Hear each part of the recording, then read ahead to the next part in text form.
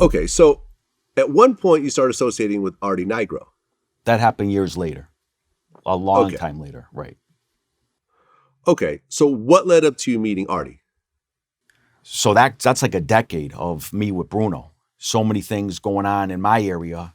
Um, I was proposed by Bruno to become a made member a couple of different times. It never mattered to me. He always said, "I'm going to straighten you out." He wanted to straighten a few guys out. He always said that. I didn't take any. I didn't.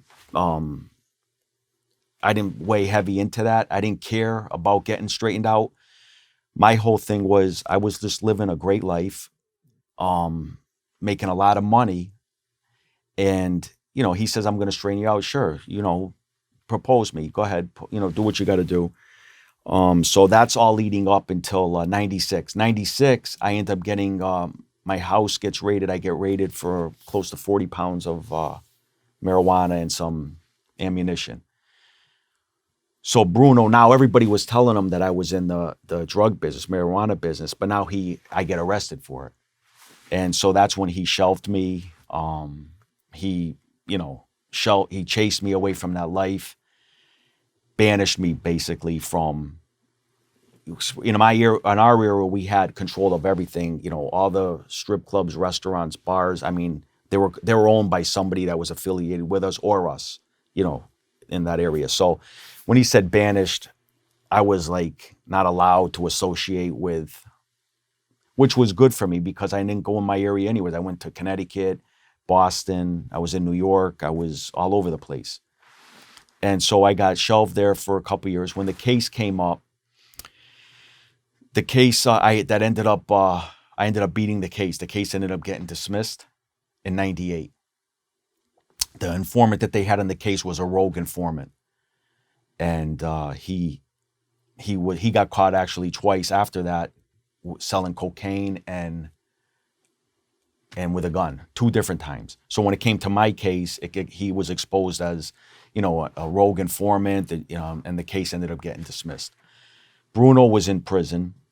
He got out of prison in 1998, right around there, and he sent for me to come see him at his restaurant. He owned Caramia restaurant in the south end of Springfield.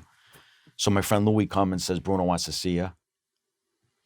He said, "You want to come back around me, and you want to be with me, and this and that." And I said, "Yeah, I don't care." He said, I'll give you 25% of the sports and the loan shark." I told him I'd do it, but I want 50%.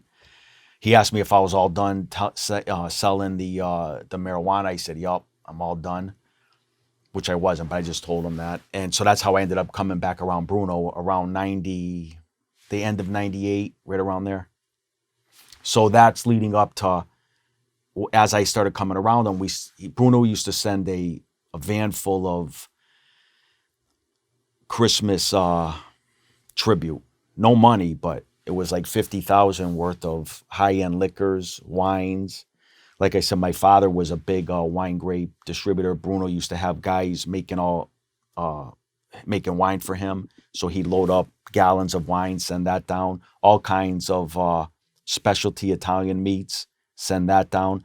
So that's how I started meeting a lot of captains and the Gigantes family and them people by bringing the van down on Christmas time. And I started meeting, more guys in the Genovese family. I met a lot of guys throughout all those years in different families in the marijuana business, made guys, captains and families. But the Genovese family, I really didn't have a lot, other than when I met him with Bruno going down. Okay, and Artie Nigro, he was actually the acting boss of the Genovese crime family. I guess the actual boss was Liberio Barney Belomo, who had been in prison since the 90s. So he was essentially running the organization while the other guy was in prison, right? They had a lot of different bosses. I mean, Barney, I remember the guys in my area talking when I guess he was like in his late 30s when the Chin put him there. This was back in the 90s. I know that because of the guys in my area talk. Bruno used to come have meetings at my store all the time, and I would hear them talking and how they put this young guy in there. But they had other bosses. They had Frank Serpico. They had other captains that would deal with as street bosses. you really never knew. You know, you had Quiet Dom was there during that stretch, so you never really knew who their bosses are. I mean, you know the story how they put Fat Tony up as boss, and really it was the Chin that was boss. So there's a lot of things that they do that's smart and how they do it. But as far as Artie, there was a different guy there that was a boss. Not Barney. They were using a panel, you would say, and there was a boss that was there, and that was going to prison for 5 years, and he put Artie in that position, in his position.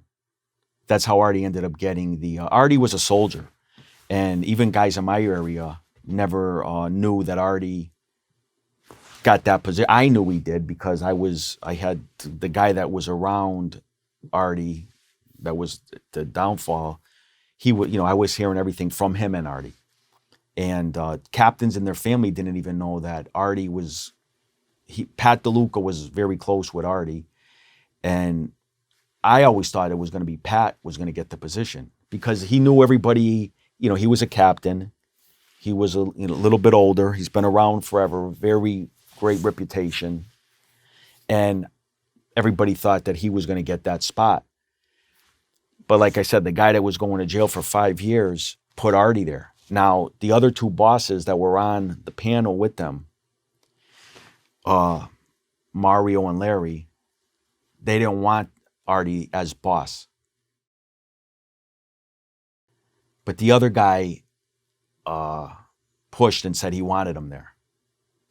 And that's how Artie ended up getting the position. So he went from, a soldier to a boss very quickly without even, with only the top guys that knew it. He said that he wanted to explain it to Pat DeLuca himself because they were close and he just didn't want Pat to hear from somebody else that he got the position. And that's how Artie ended up getting the position.